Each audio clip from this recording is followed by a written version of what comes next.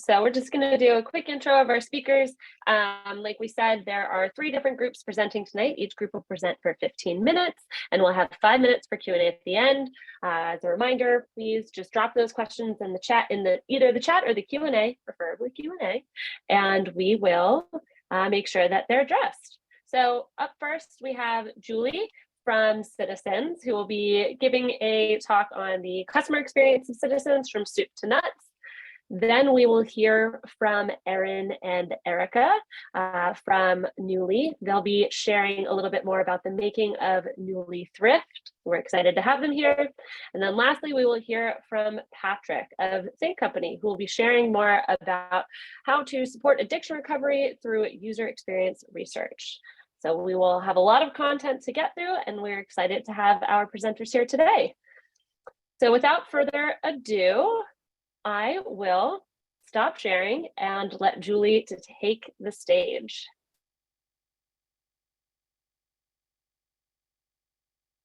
Hi, everybody. Okay, I'm gonna share my screen.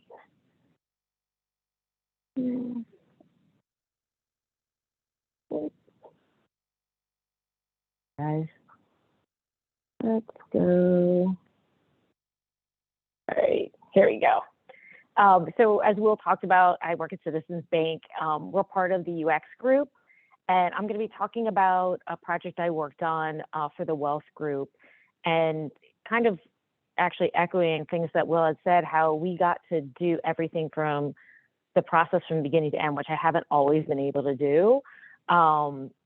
It's so fun when you do. So the first thing we did was stakeholder interviews, you know, really talking to the stakeholders, trying to figure out like what your goals are, tell us where you think you're going to be in 6 months, where you're going to be in a year or two, depending on like what their timeline goals are.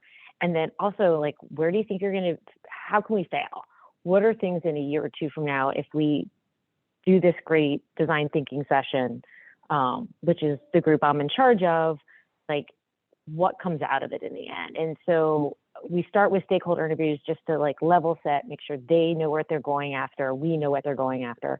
And then also, honestly, it's so that I can get them to introduce me to the subject matter experts, and they can write an email and say, hey, this person's going to reach out to you. It's better than cold calling. I don't care if you work at the same company as me or not. It just makes things so much easier. So this is hiding everything. So the problem statement that we walked out of with the Wealth group was how may we help our clients reach their financial goals. And when I present this in a design thinking session, I always say, like, does anybody want to refute this? Is there something wrong with this question?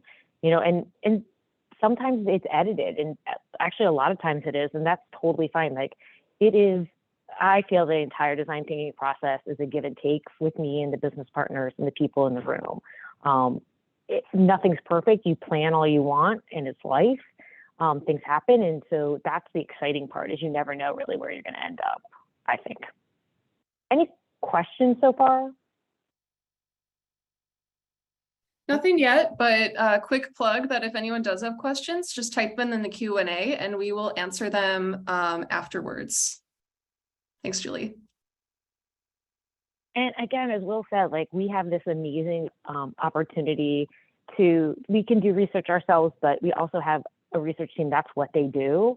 And so we plugged in with them, and they did 3 months of user interviews, you know, trying to delve into what a wealth customer is looking for, what their expectations are, what their current experience is like. And it helped us then in really creating this really rich persona, which I'm not allowed to share with you. Ergo, we have these little fake personas. But it was great because we really heard from them about like their pain points and like what their goals are and their dreams. And a lot of today is about personalization. You know, a lot of our customers are looking for that personal touch, whether they're a wealth customer or a regular banking customer, it doesn't matter. It's all about personalization. And we've done some focus groups ourselves within my group. And that was a big call out that we heard a lot from people. And so then from there, like, we spent so much time on the user interviews that we didn't have a ton of time to do a really rich current journey map. But there isn't a great digital experience, if at all, for the wealth customer. So I wasn't that concerned about it. And I'd say that as well is that, one of the keys to my personal success is that I'm flexible. I've read all the books, taken all the classes. I know the how to, but sometimes, in my experience, working with the business and trying to get them to that stage where they trust you. As Will said, I'm new relatively to the company, so I'm still making those introductions. I'm still getting that buy-in. And so if they say to me, you have this amount of time, I try to work with them because I'd rather them be thinking about the customer and getting them some information rather than just going and building things. And so we took all that information about our personas and what was currently happening. We did a design thinking session. We had 22 people in the room, and we broke them into 2 teams to make them smaller.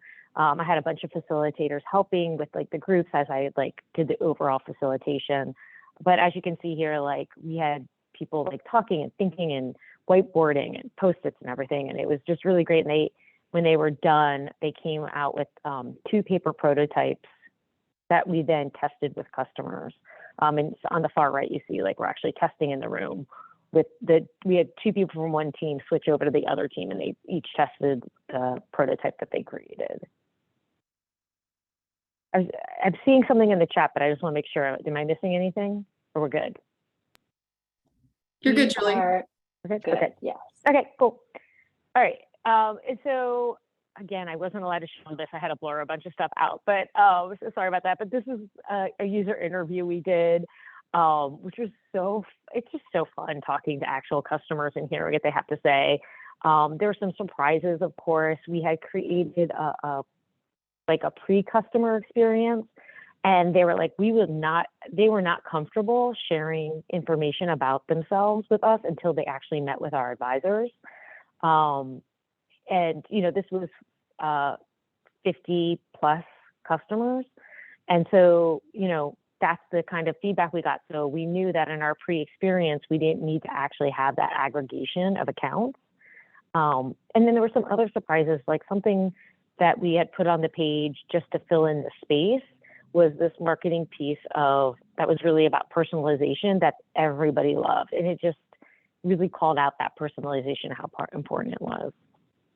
And then from there, we took what we came out with and created a future state journey map, so that when the stories are written and get pulled into the pod, because we work in Agile, the team and the EO or product owner are really focused on what that journey is and where they're trying to get the customer. And I also do a lot of service blueprinting, because I find that having the technology as part of that journey, which is the difference between a journey map and a service blueprint, is that you have the back end and front end, not just the front end. I love the richness of that. I think it adds a lot of value for the team, so that the developers also feel you thought about them and you consider them part of the team and part of that whole process, the customer experience, because they feel that they're part of that customer experience. And when we walked away from all of this was a quote from my business partner. This is the first time she was working with us. And, we really gave them something to work towards and a clear vision of what that is. And we saved the company lots of money by before they actually built anything, before anything, a single line of code was created, they had this clickable wireframe that they could test out. At the end of my slide is just some job opportunities that Will had mentioned. So you'll have this in the slide as well. I didn't realize that you guys could put it into the chat, so I put this up there too. But that's really it. I probably went a lot faster than I needed to, but it'll give everybody else some time. Any questions? Anybody having an experience in their process that they want to talk about? I'm happy to discuss it or kind of create a conversation around it.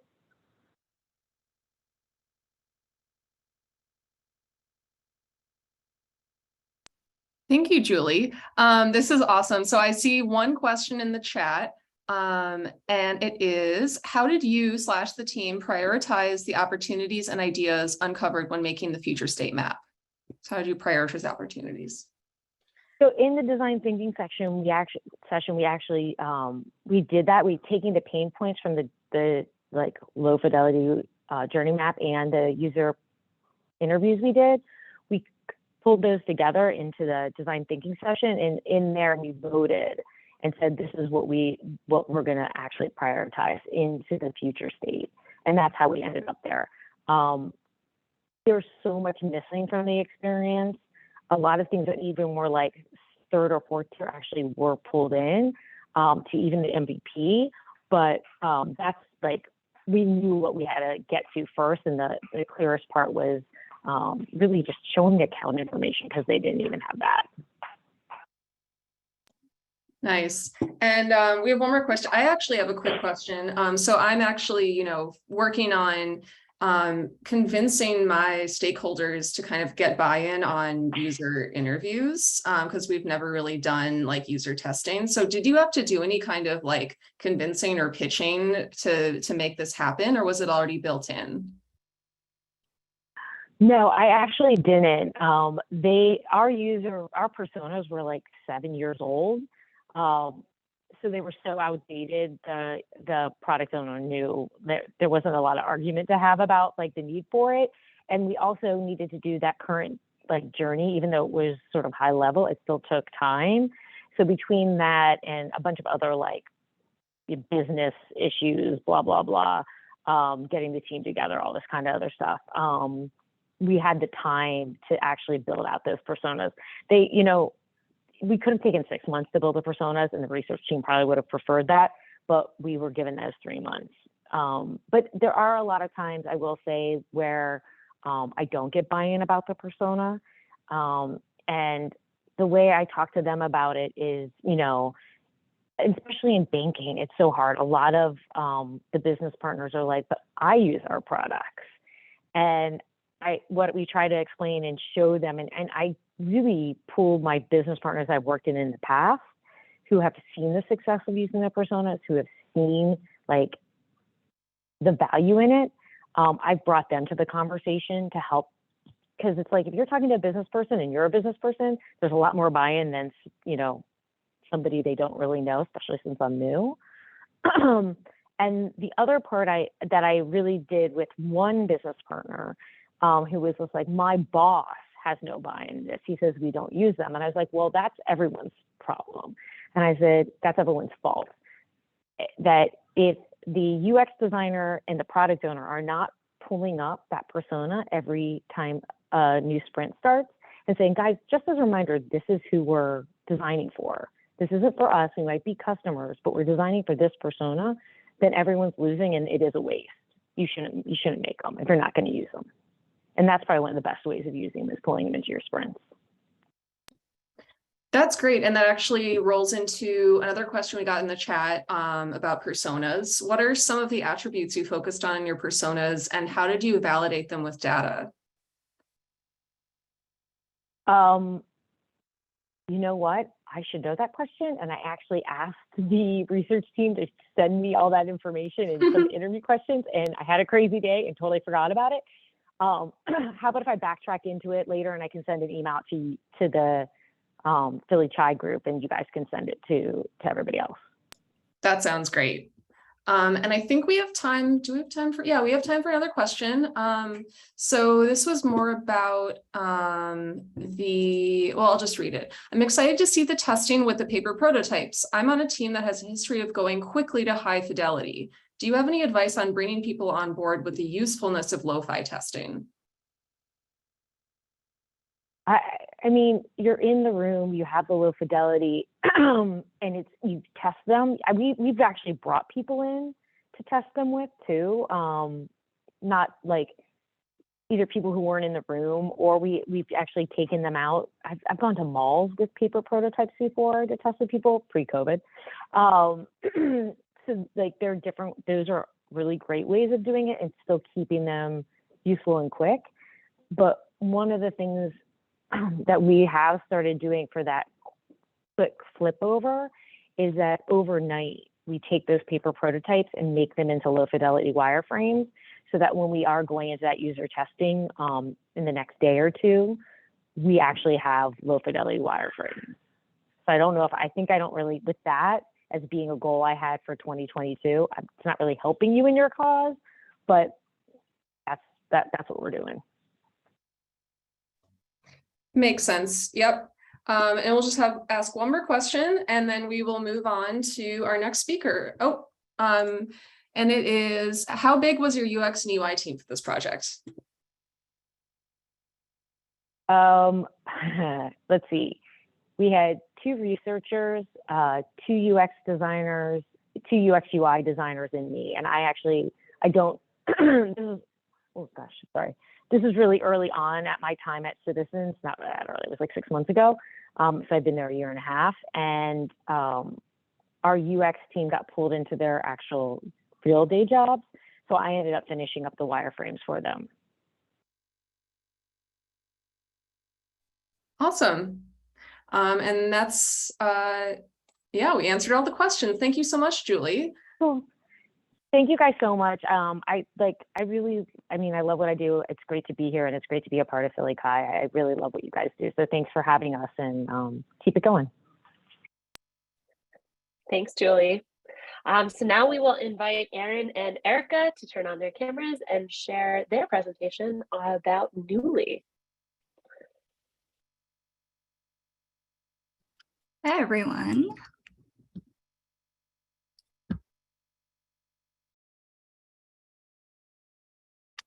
Alrighty. So I'm Erin. I'm joined tonight by my colleague, Erica. We're designers at Nuuly, which is subscription clothing rental and peer-to-peer clothing resale. Nuuly is part of URBN, which is a global lifestyle and retail company based right here in Philly. We're in the Navy Yard. And tonight we're going to talk to you about our UX team's approach to launching our newest web product, Nuuly Thrift. So this is the whole UX team at Nuuly. Erica and I are 2 out of these 6 members. There we are.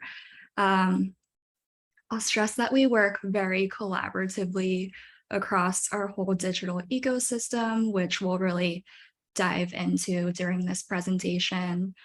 Cross-brand, cross-platform, these are your 6. So we really emphasize the shared ownership of those products and our work, making decisions together on this massive scale in order to keep our design system and ecosystem really, really tight and cohesive. So who's Nuuly?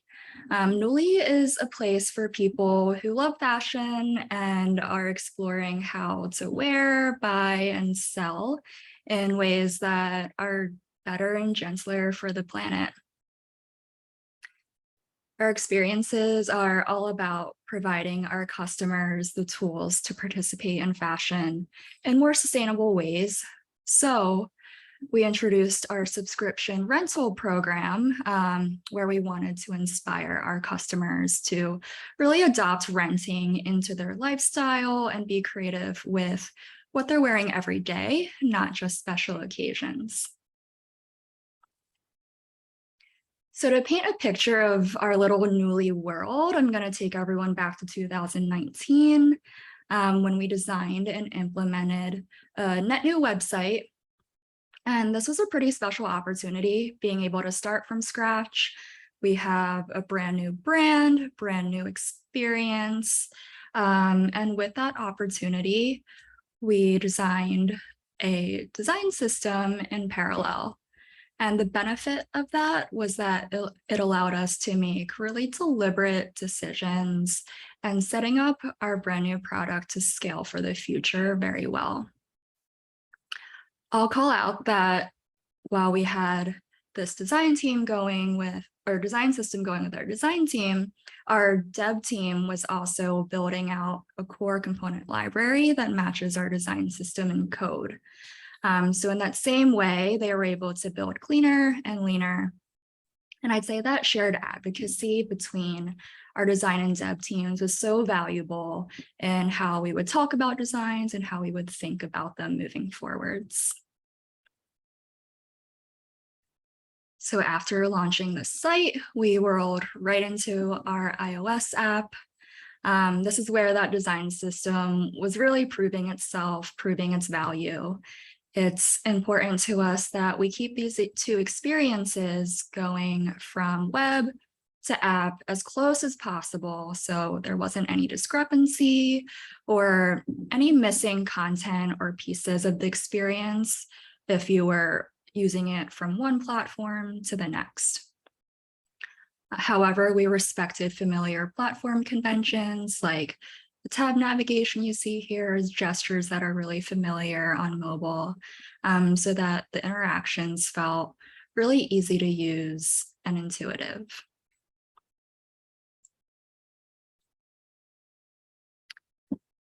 So there were some jobs to be done by our customers.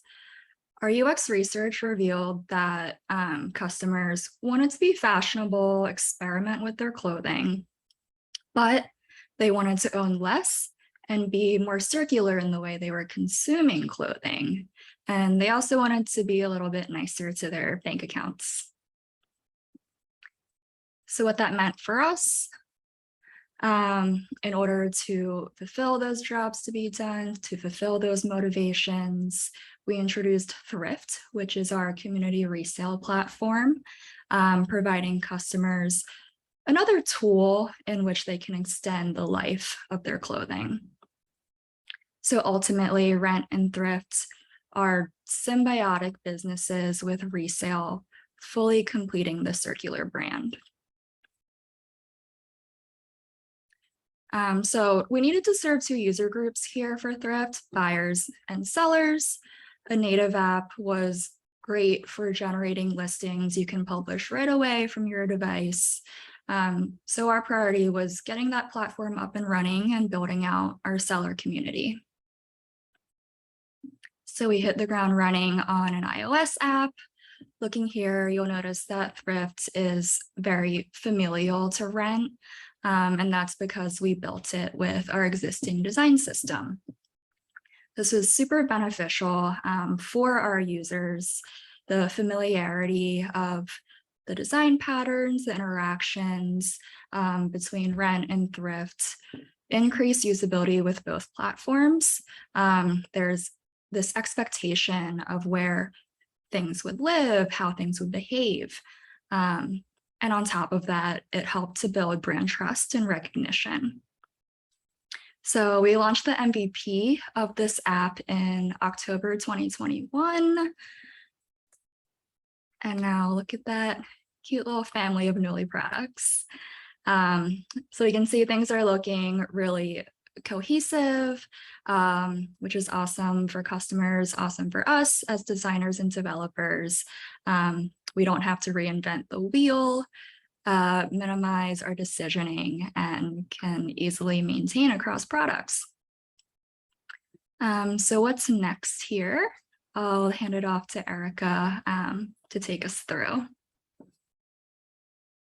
So then it was time to build a website. We decided to round out our Nuuly ecosystem and add a website for Thrift to sit alongside of Rent. This became our team's top priority because while the app is great for generating listings and getting the platform up and running, we were hearing from our sellers that it was super important to them that their products become as discoverable as possible. And a website would create more access to a broader buying community and then in turn make listings more discoverable. So to approach the project, we introduced a phase timeline. So in order to expand that access as soon as possible and bring the site to our users, we collaborated with our product managers and created that phased approach.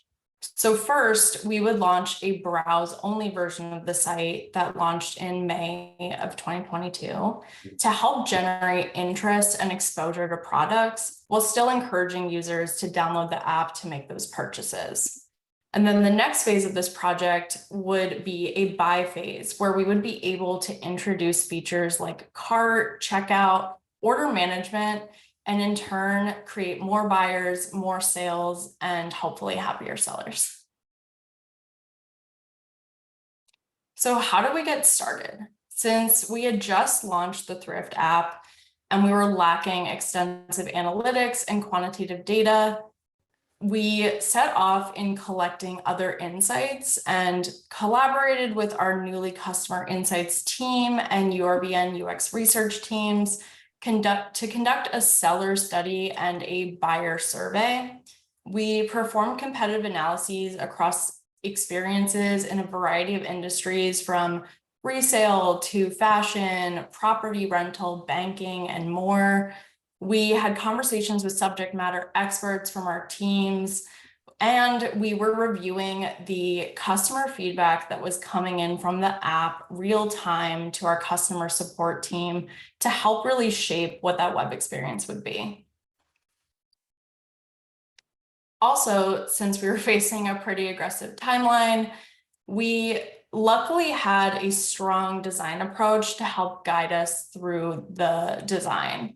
So some of the key principles that helped expedite the process were design holistically. So we strive to keep our experiences between platforms as one-to-one as possible, while still maintaining platform conventions like Erin mentioned earlier. Also, design system is life. We design rapidly with the help of our design system and use existing patterns when possible, but we're not afraid to create new when needed. And then finally, think big picture. So while we design, we're designing with the future in mind in order to set ourselves up to scale and iterate and not box ourselves in too early. So with these principles in our toolbox, we got started on design. Some areas of the site were super intuitive to move over from app to web, especially because sections were so similar to the rental experience. So things like browsing and the PDP are a great example of where the design came together really quickly. So you can see here what the product detail pages look like between rent and thrift. They're all super similar because they're achieving the same goal for the user. And it was really easy to translate the designs across all of our platforms. However, it wasn't that easy for all of the areas of our experience. There were some where there had been net new patterns created for app, and we didn't necessarily have the right patterns from rent to lean on. Account ended up being a really big challenge for us because we had two existing patterns to reference.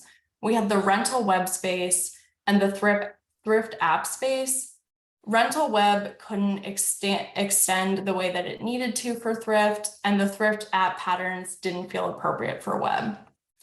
So we took this challenge and saw it as an opportunity to really create a chance to look at Nuuly account through a new future-oriented state that could extend to both platforms. So we embarked on a lot of exploration.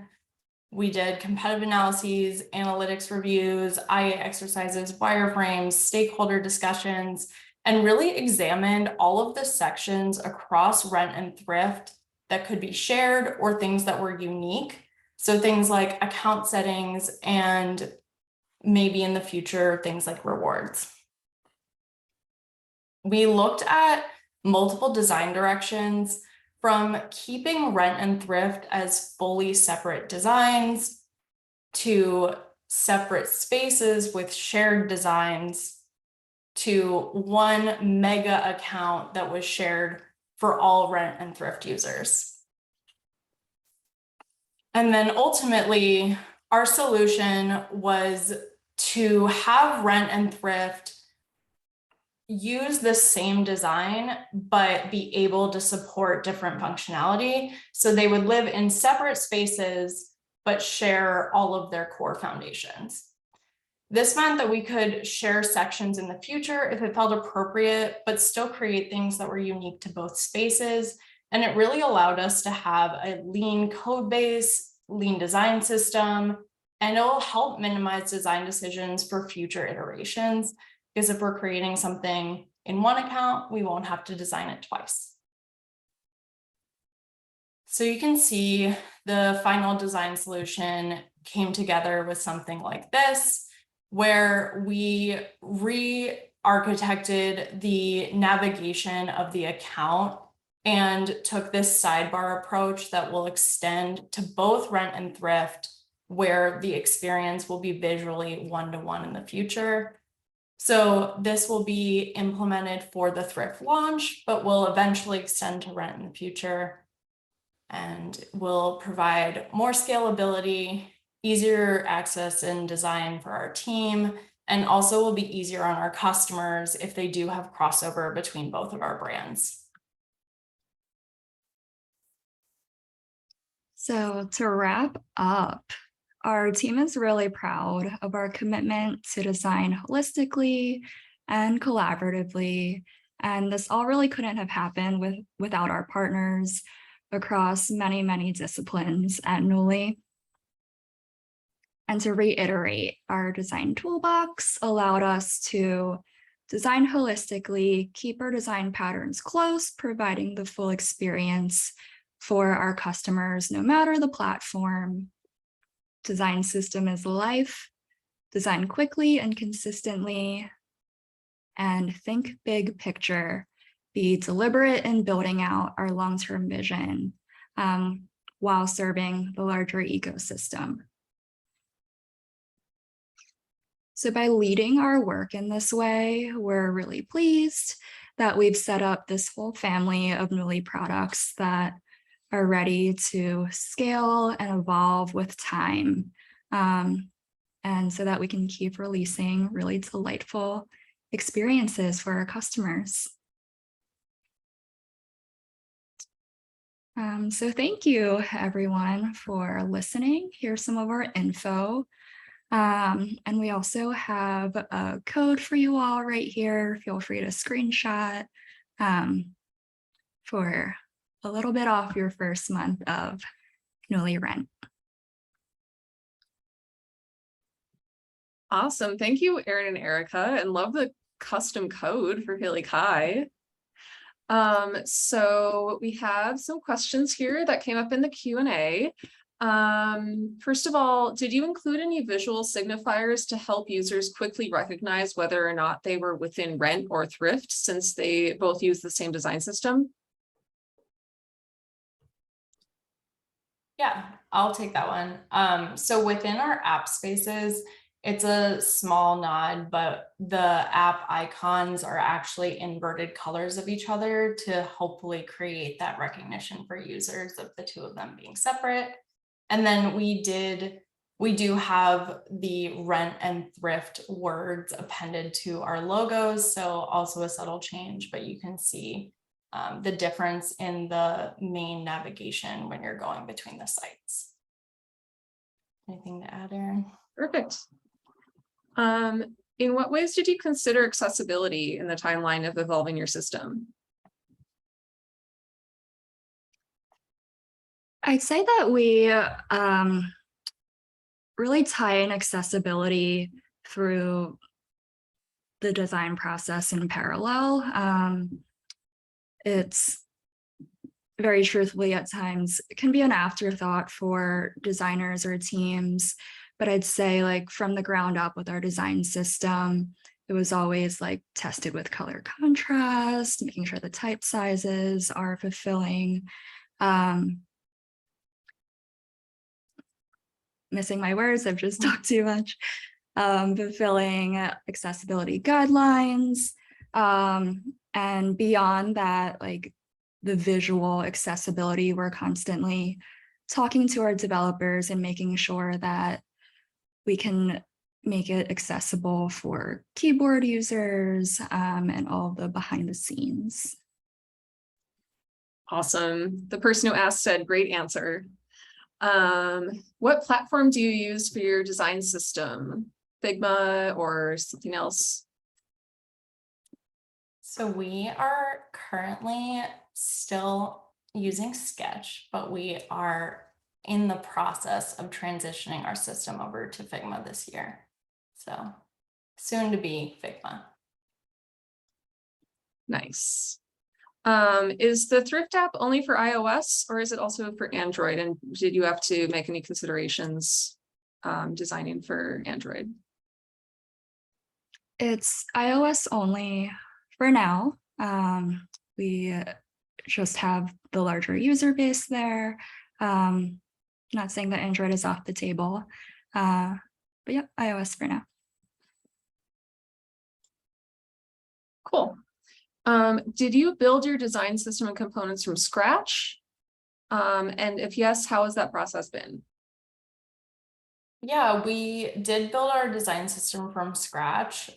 So we took brand guidelines, we referenced some heavy hitting existing design systems and really started it from the ground up. I would say it's truly an ever evolving process that our whole team contributes to.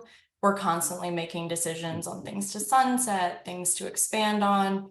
And as we've been adding all of these platforms, making really key decisions about what should get added, what should be new, and again, like things that should be shared. So definitely always something that's in the back of our brains when designing. And it's been really fun and rewarding to be able to build that from the ground up. Awesome. Well, thank you for answering so many questions, Erin and Erica. We had a couple more, but we want to keep things moving along. So people can put them in the chat or reach out to you if they have more questions, but thank you. Thank you. Yes, thank you both. Maybe we'll add the link to our PhillyCHI bio and be a cool influencer. So now we will pass it on to Patrick to share more about his presentation. Thanks, Patrick. All right. So I'm going to talk to you all. I'll give you a quick intro. So my name is Patrick Lawson. I'm a principal researcher at Think Company. We're a small design agency in Philadelphia. And I'm going to be talking to you about a case study involving supporting addiction recovery via primarily quantitative UX research. So setting the stage here, we partnered with an addiction recovery center who was looking to improve their intake process. So essentially how patients get into treatment. So this really is a call center environment. And to fulfill this, these advisors are using Salesforce. But this was a really clunky system. It was very taxing for them to use and required a lot of training. So they essentially came to us and asked us to redesign their Salesforce instance to really get it a little bit out of the way of the advisors. They wanted their advisors to be spending less time focusing on the system. And by doing that, they wanted to build deeper, more empathetic connections with these potential patients. So really, again, what we're trying to do is allow people to use the cognitive resources that they might be allocating to fighting with this clunky UI and instead redirect those towards more empathetic human connections. There are a couple major challenges here. So this is an addiction recovery center. So the patients calling in are likely to be emotional or even under the influence. If you think about who's likely to call in, it's likely that they're calling in on potentially one of their worst days.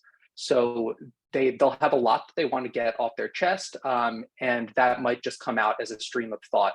So what that means is that they might present information to you in an unexpected order, or present that information to the advisors, excuse me. So what we needed to really design for was a system that it would allow for flexibility in these detours. What you really did not want to do was treat this like a robotic interview, going point by point and say, okay, sorry, hold that thought, we'll get back to you. Because then these patients don't feel heard as a person. They're not confident that this center is going to be able to help them get recovery, get treatment. And as soon as you lose that trust, that leads to another problem, that cold feet are extremely common here. So they might have a moment of clarity or a moment of inspiration where they decide that they're seeking treatment. But if they get caught up in barriers through calling these advisors, they're not feeling heard, they're very likely to turn around and you might miss your window. So if you kind of miss that opportunity, these people might leave and say, okay, I'm not going to seek treatment today, this week, this month, or this year. So really, we wanted to facilitate this very quick interaction, and again, make the UI as invisible as possible for these advisors so that then they can, again, better serve these patients calling in.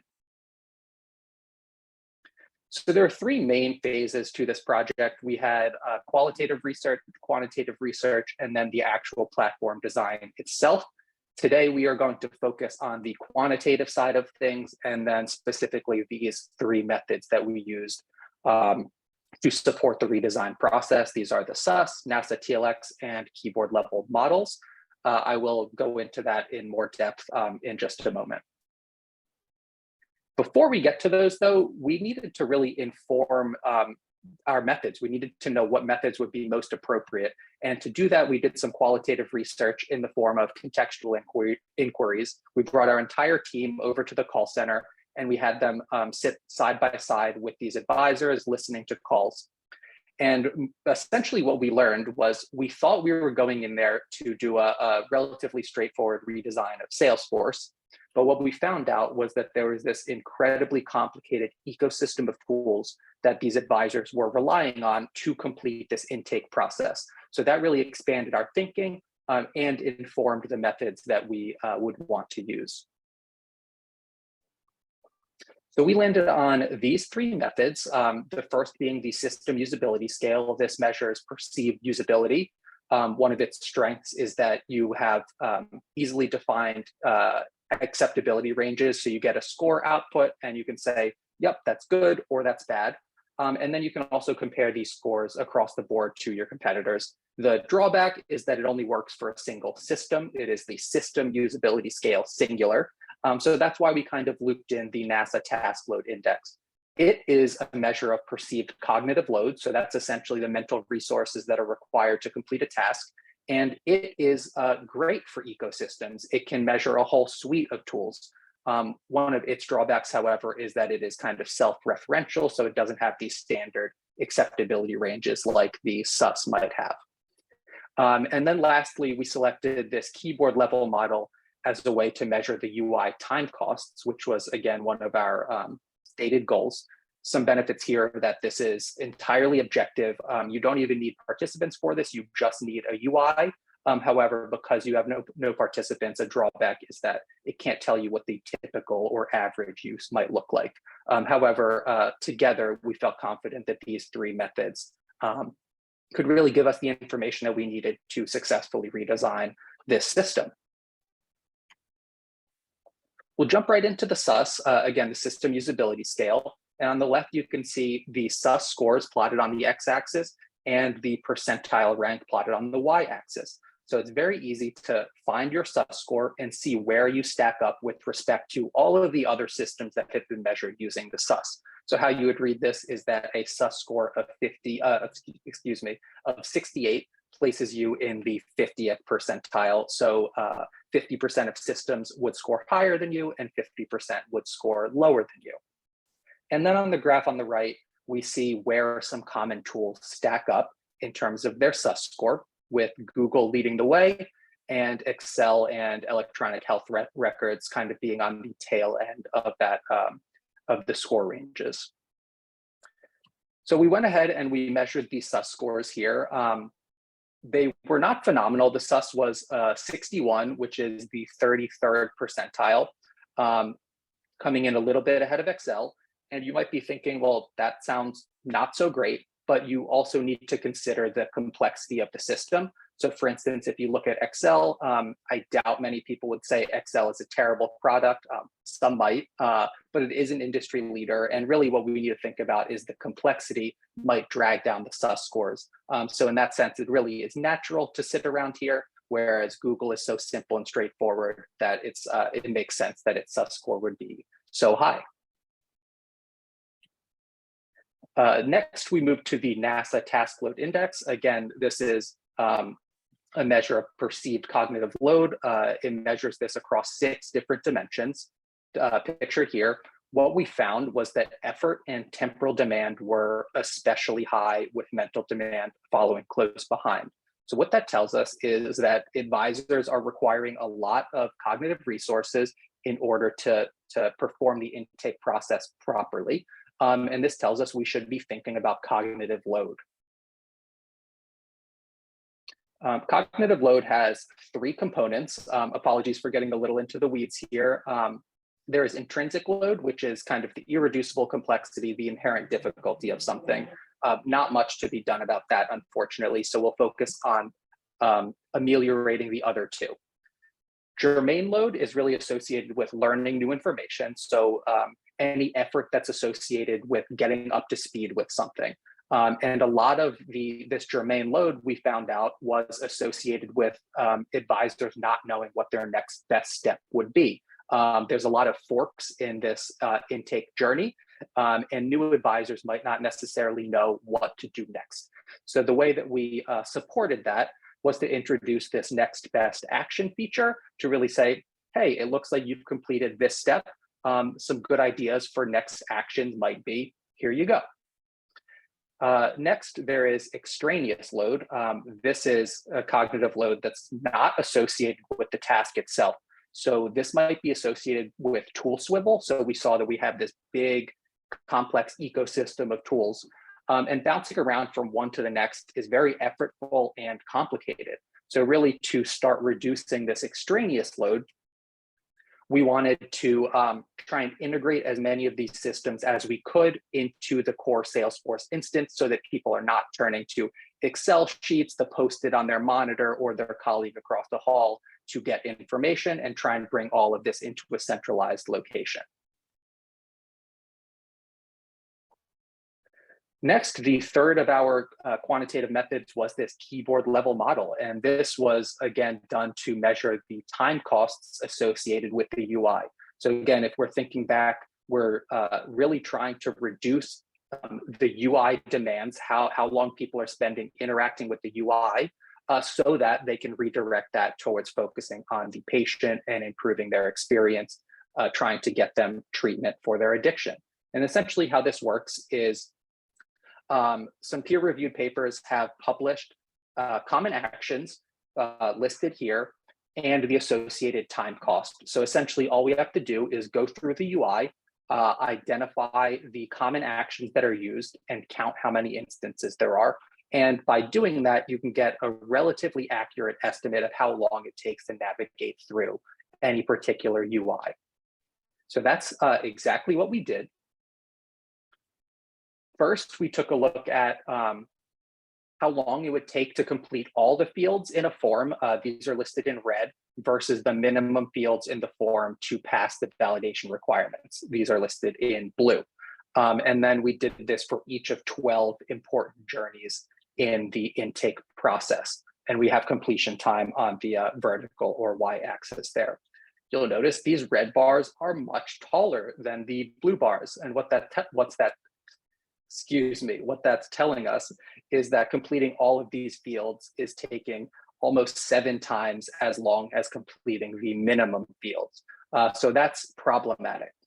What that tells us is that we should probably be reducing these fields so there are too many to easily scan. There tends to be this idea that it doesn't hurt. You can just throw an extra an extra field into the form, and if they don't need it, so be it. However, when you're having a non-linear journey occur and you have 100 fields to sort through, that's really going to get in your way. It's going to gunk up the system. So we wanted to remove some of these unnecessary fields. And then also we wanted to raise the minimum requirements because the minimum requirements are often so low that you didn't have enough information for continuity. So when a patient calls back, we hadn't previously collected enough information for them to say, okay, I know who you are, where you're calling from, and your previous history. So we want to raise these minimum requirements to support that continuity and give these advisors the tools at their disposal to really track these journeys across potential calls. The next thing that we did was take a look at how long it took to navigate through the UI using your mouse in blue as opposed to your keyboard in yellow. So what we saw here was that navigating by mouse takes around 40% longer than navigating by the keyboard. So essentially what that tells us is that we should be reorganizing these fields in order to better support people tabbing through them rather than having to use their mouse to navigate themselves through each of these form fields, and just generally better support keyboard navigation.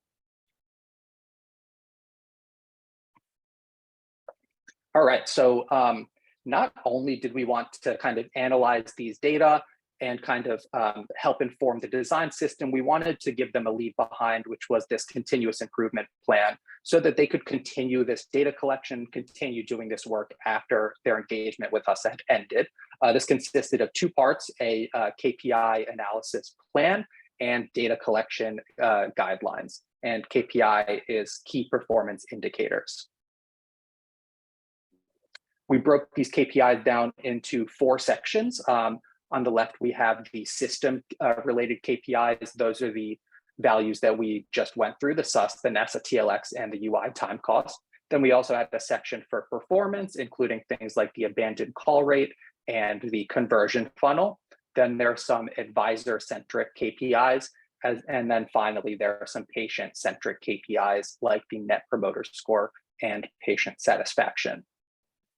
So after we've collected all of these KPIs, what you first want to do is to visualize them. You want to perform a visual inspection to see if the data are distributed as you expect and if there are notable problems or outliers that you need to address. So the way that we did this was through box and whisker plots.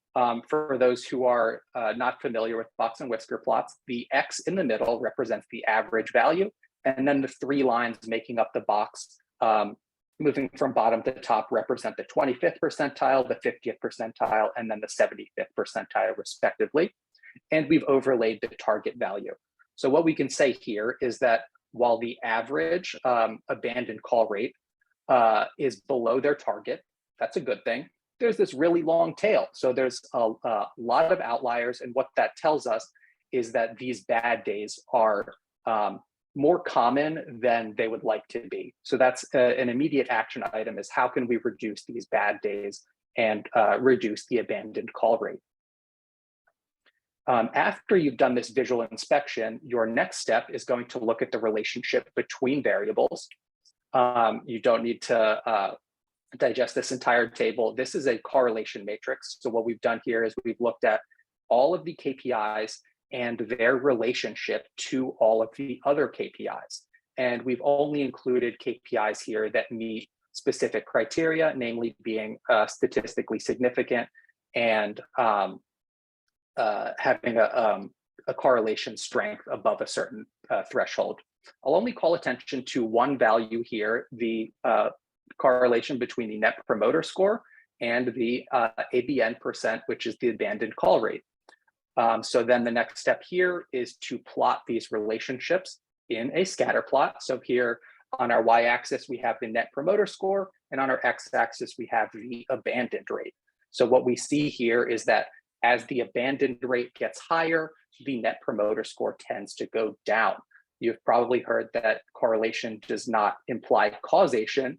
However, this is something noteworthy. And using our best judgment, the most likely explanation is that when calls are abandoned, when people get frustrated and they hang up the phone, that's going to impact their Net Promoter Score. So if you want to boost your Net Promoter Score, one step to do that, as understood by this scatter plot, would be to try and reduce your abandoned call rate. Finally, we left them with some data collection guidelines for, again, how to collect these data on their own, including things like the frequency of collection, nuances around specifics of data collection. For instance, the NASA TLX needs to be collected immediately after the experience in question, things like that. And then also the suggested analyses that they should run, which again include things like those box and whisker plots, the correlation matrices, and then those scatter plots. So all in all, I know that was a lot of information here. So really what we've tried to do throughout this process is take all of these data and use them to try and get the UI out of the advisor's way, really minimize that the requirements there so that they can redirect their attention towards the patients who are calling, form these deeper connections, and hopefully get them into treatment quicker and more fluidly. All right, any questions? Awesome. Thank you so much, Patrick. That was really interesting. We have one, and if anyone else has, oh, we were getting some more in now. What other industries do you think this research process would benefit? Ooh, quantitative research is kind of my specialty, one of my passions. So I would find it hard to find an industry that couldn't benefit from this. Yeah, I think data can really always support more educated decisions. And also, yeah, I hope to use this case study to highlight the fact that data doesn't have to be cold and heartless, and it can support more empathetic journeys. So a little bit of a cop-out answer, but I can't see why it couldn't be applied to just about any industry. Awesome. Next question. With this particular audience, do you see more unpredictability with NPS? I'm not 100% sure I follow unpredictability with NPS.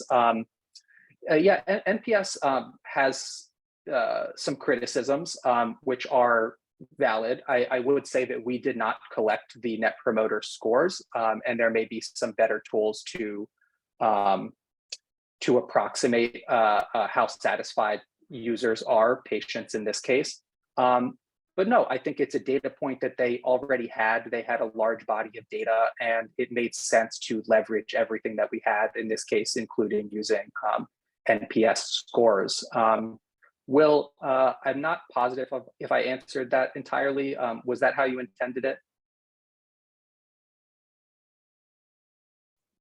We'll get a follow-up from Will in the chat, hopefully. But we can move forward. Considering the complexity of this data, how did you package your results to be able to pass on to your design team?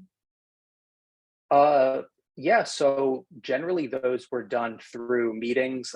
We work very closely together, so I don't consider it necessarily a true handoff in the sense that I'm packaging it up to deliver it to them. It more might be the case that I would sit down with them and say, here's what I found, and here are the what I believe are the implications of this for the designs that you're working on at the moment. So yeah, we try and work very closely together, so there's no true handoff, I guess.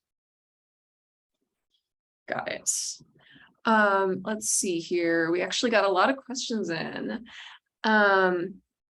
Did you ever have to go over basic stats concepts with stakeholders before reviewing findings? Yes, absolutely, for sure. So particularly the box and whisker plot, if you haven't taken a stats course in a while, or maybe you've never been exposed to that, they can be a little bit dense. So we did, in our leave behinds, include overviews of all of those methods and how to interpret them. And in addition to that, we try and include kind of plain language explanations wherever possible. So when we deliver, for instance, a box and whisker plot, we'll overlay that with all of the components, what each of the percentiles mean, what all of the lines mean, where outliers begin, and things like that. So yes, absolutely, you need to be aware. You need to be aware of statistical jargon and try and break that down to be as simple as possible, even for things like correlations. And yeah, so we try and just communicate using plain language, avoid jargon as much as possible. So like for correlation, saying things like values that tend to move together rather than saying correlations, or use real world examples to really hope that the light bulb goes off and they kind of have that click. Awesome. We have time for one more question, and then anyone we didn't get to, hopefully we can follow up in some other way, but we want to get to announcing those raffles. So how did you find the right tension between minimizing fields while also raising minimum requirements? That is a great field. That was one of the most difficult aspects that we had. What we tried to do was, rather than fully trashing fields and just throwing it out and saying there's no value here. We moved those to be optional wherever possible so that you wouldn't see them in the core UI, but you could access them if it was important to include those things. So again, we tried to make those a little bit invisible behind the scenes, but available where possible. Some fields were just outdated, needed to be tidied up. Those we were quick to set loose. And then also with minimum requirements, that was another big challenge because we didn't want to make the minimum requirements so high that these advisors were getting stuck talking to patients and were unable to progress the case. So what we did in some instances was we added a third level of validation, which was strongly recommended, more or less. So you needed to provide a response, but you could override it. And one instance of those fields that you could override would be something like a home address. So people calling in might not be housed at the moment. If they're struggling with addiction, they might not have a stable home address. So instead of forcing that field to be collected, we allowed that to be overridden with an explanation so that there's some justification for why that field was left blank, so that the next advisor to pick up the case would be able to say, this field blank, and I know why it's blank. It's because this individual is unhomed at the moment, unhoused. Makes sense. Thanks so much, Patrick. Yeah, of course. Thanks, everyone. Thank you, Patrick. And thank you to all of our presenters today for sharing some awesome projects with us. Hopefully you can see our screen once again. I'm going to pass it over to Raisha to close us out with our raffle. Thank you, Laura. So I have the winner's name with me. The first name is Liam Sanelli. If you're out there in the audience with us, please give me a shout in the chat. The second one is Jasmine Liu. And the third winner is Jackie Harper. I'm so sorry if I've butchered any of the names. And congratulations to all three of you. As I mentioned before, we'll follow up with you by email and send you the physical copy of the book, no matter where you are in the world. But also heads up, it might take some time, maybe due to delays or some unusual delays due to COVID. So now I'll pass it on to Laura to wrap up. Thank you, Raisha. So we just want to say thank you all for coming tonight. We hope that you enjoyed the talk. And a big thank you first and foremost to our amazing presenters, our event sponsor, Citizens Bank, and each of you for sticking through this whole evening, along with our annual sponsors who we love dearly. Be sure to follow us on social media and join our Slack channel. We'll be sharing that link in our recap email, potentially in the chat now. And then also don't forget to finish filling out your information in the networking sheet. That is something that we will share back out with you all so you can stay connected to the awesome people that you were able to meet during today's session. So until next time, we hope to see you again and have a great night.